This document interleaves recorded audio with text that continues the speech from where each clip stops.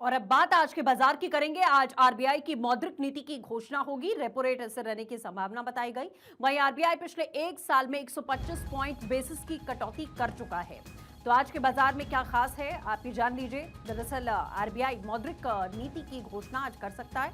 वहीं repo rate की अगर बात करें तो इससे रहने की संभावना है और आरबीआई पिछले एक साल में 125 पॉइंट बेसिस की कटौती भी कर चुका है। तो मार्केट मंत्र की बात हम कर रहे हैं। आज के बाजार की स्थिति क्या है, और आकाश जिंदल जी हमारे साथ में जुड़ चुके हैं, मार्केट एक्सपर्ट हैं। आकाश जी, आरबीआई की मौद्रिक नीति को लेकर और क्या कुछ जानकारी है? देखिए, एज एन इकोनॉमिस्ट मेरा मानना है कि आज की पॉलिसी में मॉनेटरी पॉलिसी कमेटी जो है ब्याज दर स्थिर रखेगी, ऐसी संभावना लगती है। पहले तो लोगों को बता दूं, रेपो रेट जो है, अक्सर मुझसे दर्शक पूछते हैं मतलब क्या होता है। रीपरचेज ऑप्शन इसका मतलब होता है। ये वो रेट ऑफ इंटरेस्ट होता है दर्शकों जिसपे आरबीआई बैंकों को लोन देता है, फिर बैंक हमें और आपको आगे लोन देते हैं। तो अगर ये कम होता है तो इसका मतलब ये है कि रेट ऑफ इंटरेस्ट मार्केट पे कम हो जाएंगे। अगर ये स्थिर रहता है तो इसका मतलब स्थिर रहेंगे। तो आज जो है मॉनेटरी पॉलिसी कमेटी की तरफ से जो एक्सपेक्टेशन है, जो संभावना है, मेरी ऑर्गेनाइजेशन आकाशनिंदल.in की और मेरी आकाशनिंदल की तरफ से जो संभावना है कि इसको स्थिर रखा जाएगा।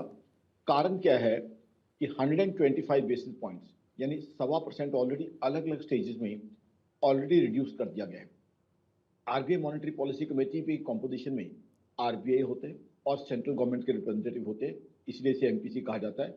अब क्योंकि ऑलरेडी इतना कट हो चुका है, तो मेरे हिसाब से आरबीआई वेट करेंगे कि इसका ट्रांसमिशन हो, यानी कि आरबीआई ने तो कटौती कर दी, आगे जो बैंक्स या फाइनेंस कंपनी आगे लेंडिंग करती हैं उसके अंदर ये कटौती रिफ्लेक्ट हो जाए, तो उसका वेट हो, उसकी संभावना ज़्यादा लगती है। हालांकि इन्फ्लेशन, सीपीआई इन्फ्लेशन मात्र 1.33% है, तो वो रूम देता है आरबीआई मॉनेटरी पॉलिसी कमेटी को रेट ऑफ इंटरेस्ट कम करने का। बट रेट ऑफ इंटरेस्ट कम किया जाता है ग्रोथ के लिए।